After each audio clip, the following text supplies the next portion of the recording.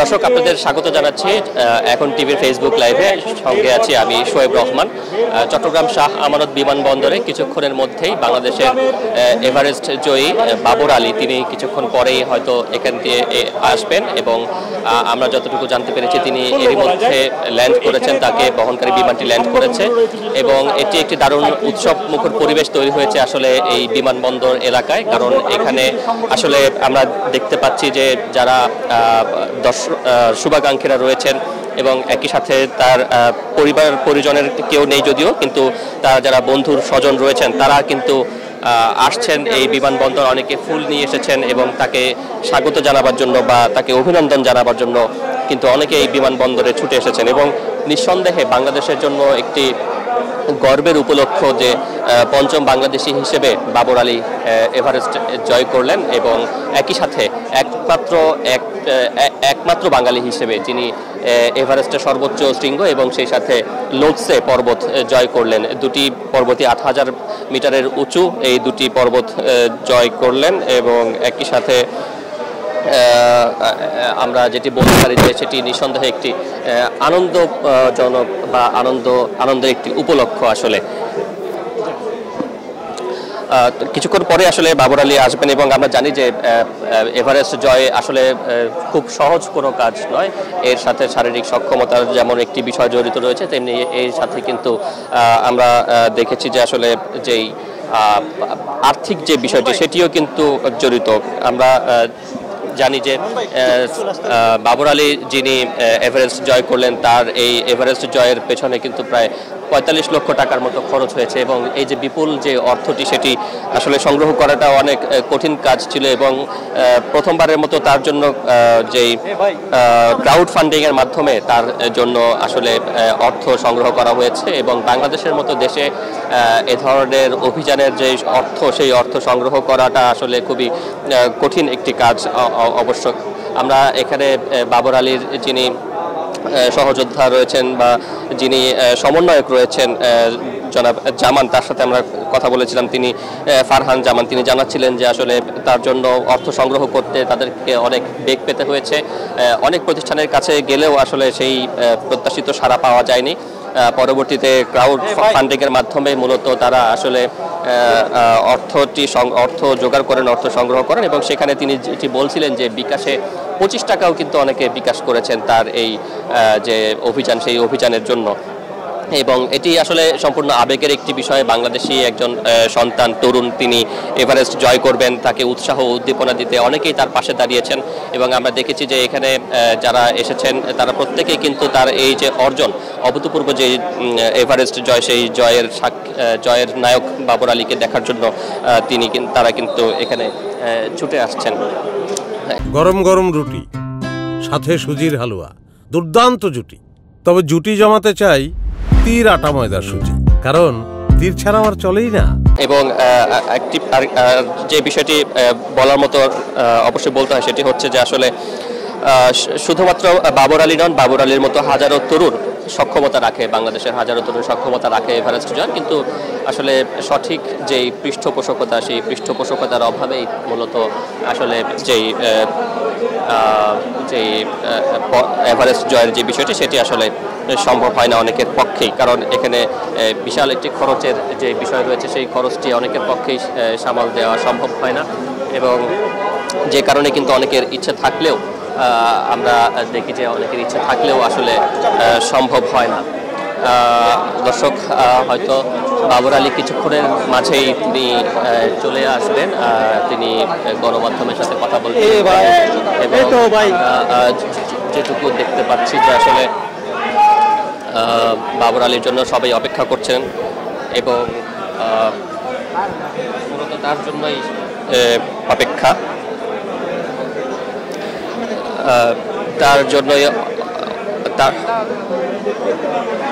তার জন্যই অপেক্ষা চলছে এবং বাবর আলী হয়তো কিছুক্ষণের মধ্যেই এখানে আসবেন এবং তিনি মূলত যেই গণমাধ্যম কর্মী এবং তার শুভাকাঙ্ক্ষী যারা রয়েছেন তাদের সাথে কথা বলবেন এবং আমরা তার জন্যই মূলত অপেক্ষা করছি। দারুণ একটি মুহূর্ত বাংলাদেশের জন্য, বাংলাদেশের পঞ্চম ব্যক্তি হিসেবে এভারেস্টের সর্বোচ্চ শৃঙ্গ জয় করলেন এবং বিশ্বের সবচেয়ে উঁচু এই পর্বতের যে 29,031 ফুট শিখরে বাংলাদেশের পতাকা ওড়ানোর যে পঞ্চম ব্যক্তি বাবর আলী, ডাক্তার বাবর আলী, তিনি কিছুক্ষণের মধ্যেই সামরিক বিমানবন্দর দিয়ে আসবেন এবং তার জন্য মূলত এই অপেক্ষা।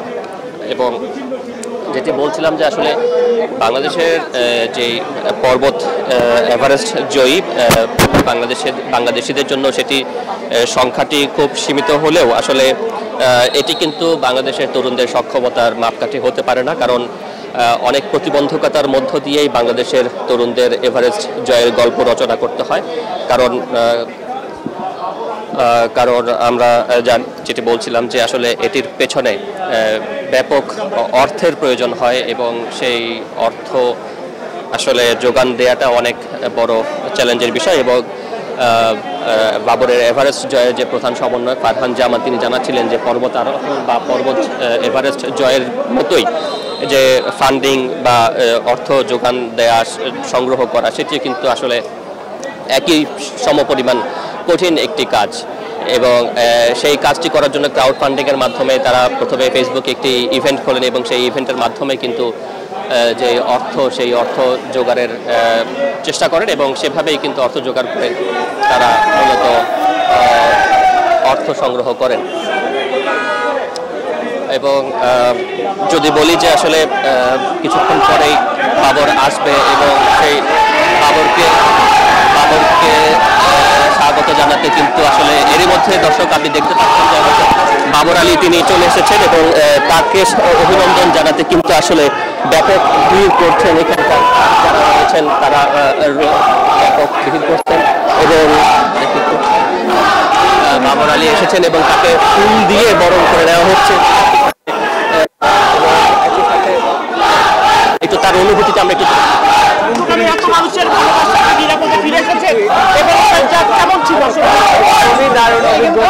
দারুণ অভিজ্ঞতা ভাষায় প্রকাশ করার মতো না। বাবু ভাই, কোন জিনিসটা চ্যালেঞ্জিং ছিল ফেরার সময়, এভারেস্ট থেকে ফেরার সময়?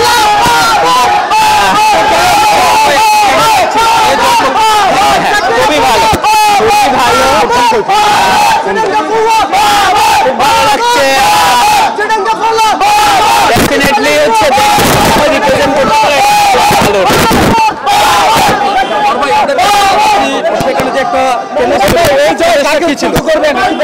চ্যালেঞ্জ একই অভিযানে 2টা 8,000 মিটার পর্বত হচ্ছে একটু মুশকিল আর কি সবসময়ই, তো এটাই সবচেয়ে বড় চ্যালেঞ্জ আর কি, একই অভিযানে 2টা 8,000 মিটার মাউন্টেন ক্লাইম্ব করা। বাবুর ভাই, একই যাত্রায় দুটো অর্জন, কারণ আমি আসলে আমার এই যে এত লোকজন, আমার ক্লাব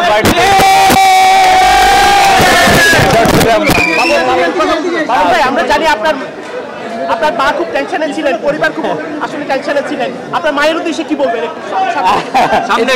মায়ের উদ্দেশ্যে যদি মায়ের সাথে তো ঘন্টা খানেকের মধ্যে দেখা হবে, তো মাকে বলবো আর কি, মানে মা খুব চাই যে আমি যাতে প্র্যাকটিস করে, আমার যদিও পাবলিক হেলথ ব্যাকগ্রাউন্ড, কাজ করার সুযোগ হচ্ছে আমার সবসময় হচ্ছে প্রোগ্রাম পাইয়েতে, কিন্তু মা যেহেতু চাই চেম্বার করে, তাহলে চেম্বার করতে চাই। চেম্বার আর বিয়ে দুটার মধ্যে বেছে নিতে করবেন কিনা? একদমই না, বিয়ে করলে আর মাউন্টেন ক্লাইম্ব করা মুশকিল হয়ে যাবে আর কি।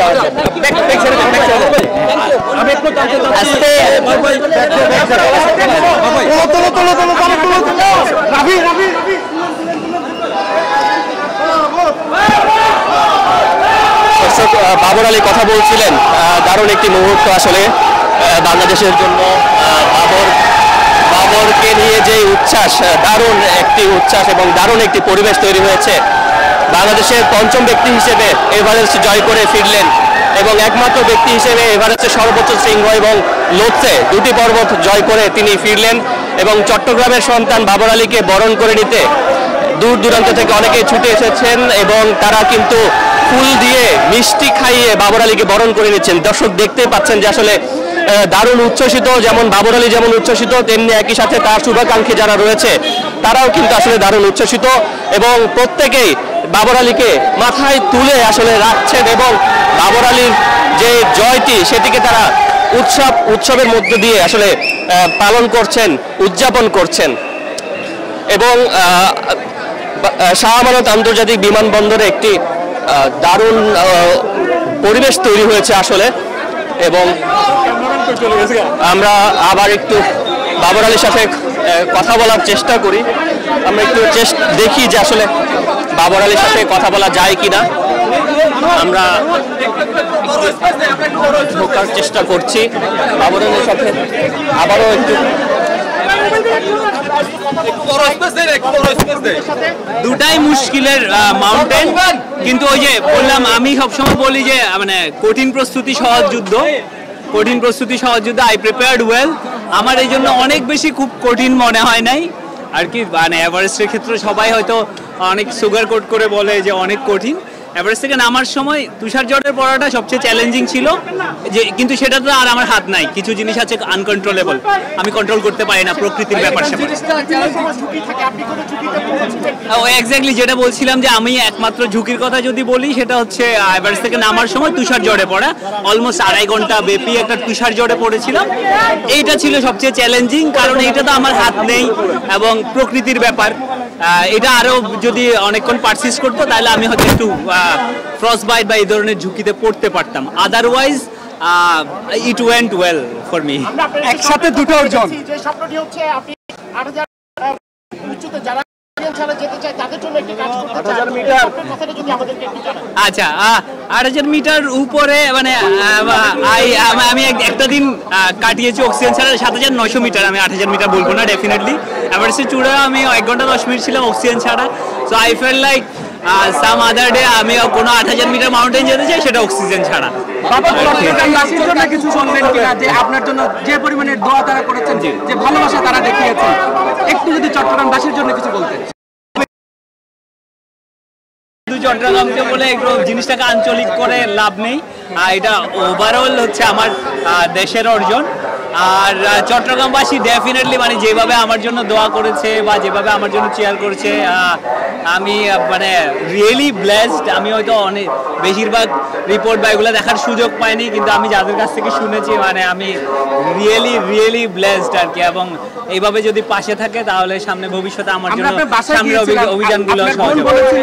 আপনার বোন বলেছিল আপনি যখন ফিরে আসবেন তখনই আসলে আপনার বাসায় আসলে আসল আনন্দটুকু হবে। জি জি। আপনার বাসায় আসলে সর্বশেষ কখন কথা হচ্ছে, কি কথা? একটু আগে কথা হলো, আমি আমার বোনকেই ফোন করেছি। আমার বোন যেহেতু কক্সবাজারে চাকরি করে, ওর একটা বড় বন্ধ ছিল, আমি আসবো দেখে আরো 2 দিন সে ছুটিটা বাড়িয়েছে। তা আমি আমার মা বাবা বোন এবং আমার 2 ভাগ্নিকে দেখার জন্য আমার তর্স হয়েছে না আর কি।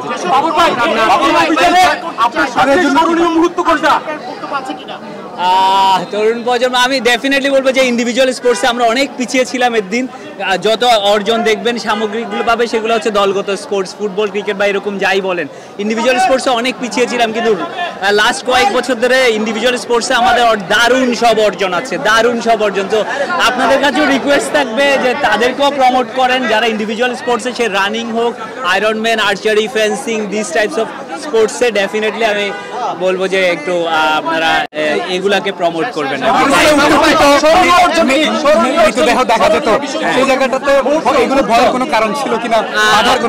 আচ্ছা, আমি মৃতদেহ প্রথম দেখেছি হচ্ছে বেস ক্যাম্পে 2014 বা 15, এটা 2014 সালে আপনারা জানেন যে একটা এভারেস্টে বড় ধরনের একটা তুষারধস হয়। 15 সালে আর্থকোয়েক হয়। ওই সময় বেশ কিছু ডেড বডি, বেশিরভাগ শেরপা লোকজনই। আমি একটা ডেড বডি প্রথম বেস ক্যাম্পে, আর উপরে আমি 2টা ডেড বডি দেখেছি ক্যাম্প 4 থেকে সামিট পুশের ক্ষেত্রে। একটা একদম ভেরি রিসেন্ট ছিল, যে 2 মঙ্গোলিয়ানের কথা আপনারা হয়তো অনেকে জেনে থাকবেন, এক মঙ্গোলিয়ান ব্যালকনির ঠিক উপরে। তা আমার এই প্রথমবার তখন দেখে ভয় লেগেছে, যে মনে হচ্ছে একটা লোক বসে আছে আর কি। এবং আরেকটা দেখেছি আমি একদম শেষ সামিট ব্রিজে আর কি। তো বেস ক্যাম্পের ইয়েটা আমি ছবি তুলেছি, আমার মনে আছে।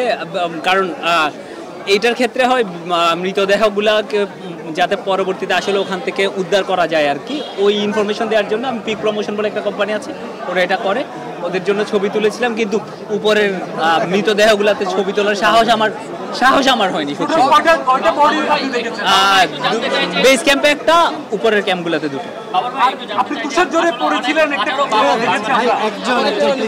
সঠিক পৃষ্ঠপোষকতার অভাবে আমাদের সংখ্যা এখনো পঞ্চম বা ষষ্ঠ। এর পেছনে ফান্ডিংটা অনেক বড় একটা চ্যালেঞ্জ। একটু জানতে চাই যে আপনার ব্যাপারে কেমন ছিল এবং এই কারণেই কি আসলে অনেকে আটকে আছে কিনা? একদম মানে আপনি একদম একদম ঠিক জায়গার ঠিক কোয়েশ্চনটা করেছেন। আসলে ফান্ডিং এর অভাবে, যেমন 2013 সালে সর্বশেষ আমাদের দেশ থেকে এভারেস্ট ক্লাইম্ব হয়েছে সজল ভাই ফিরতে পারেননি, ওনার মৃতদেহ এখন ওখানে আছে। এরপরে কিন্তু দীর্ঘ একটা গ্যাপ, 11 বছর, বিশাল একটা সময়। এর মধ্যে অনেকেই প্রিপেয়ার হচ্ছে, তো সঠিক পৃষ্ঠপোষকতা এইটা আসলে এই মুহূর্তে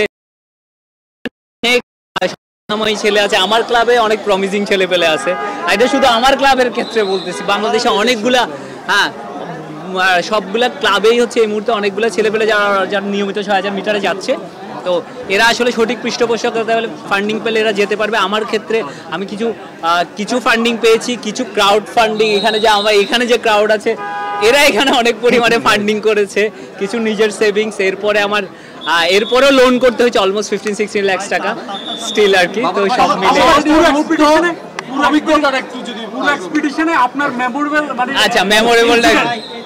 মেমোরেবল অভিজ্ঞতাটা হচ্ছে এভারেস্ট তো হলোই, এভারেস্ট আমাদের দেশ থেকে আগেও ক্লাইম্ব হয়েছে। আমি পার্সোনালি খুব এনজয় করেছি লোৎসে ক্লাইম্বটা।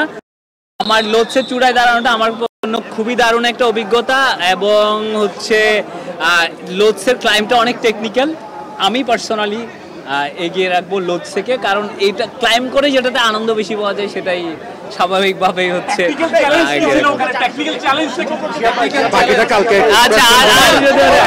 তার যে চূড়ান্ত লক্ষ্য, সেই চূড়ান্ত লক্ষ্য অর্জনে কোনো বাধা হয়ে দাঁড়াতে পারেনি আসলে, এবং তিনি দেশের পঞ্চম এভারেস্ট জয়ী হিসেবে দেশে ফিরলেন, এবং তাকে সংবর্ধনা জানাতে অনেক তরুণ এবং তার থেকে আসলে অনুপ্রেরণা নিতে অনেক তরুণ যে এই যে চট্টগ্রামে এসেছেন। এবং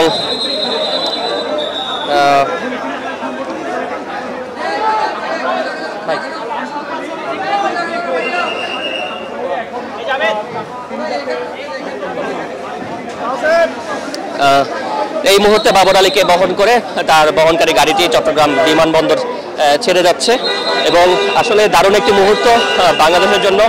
আবারও যে বাবর আলী সমর্থক রয়েছেন তারা তাকে অভিনন্দন জানিয়েছেন, এবং তিনি বলছিলেন যে আসলে সঠিক পৃষ্ঠপোষকতা পেলে বাংলাদেশের আরও হাজারো তরুণ যারা অপেক্ষায় রয়েছেন এভারেস্ট জয়ে, তাদের সেই পথটি আরও মসৃণ হবে। আমরাও প্রত্যাশা করি বাবর আলীর পতঙ্ক অনুসরণ করে একসময় আরও অনেক তরুণ এভারেস্ট জয় করবে, বাংলাদেশের পতাকা এভারেস্টের সর্বোচ্চ শৃঙ্গে উঁচিয়ে ধরবে। তো দর্শক, এই ছিল বাবর আলীর দেশে আসার যে তথ্য, সেটার সর্বশেষ বিদায় নিচ্ছি।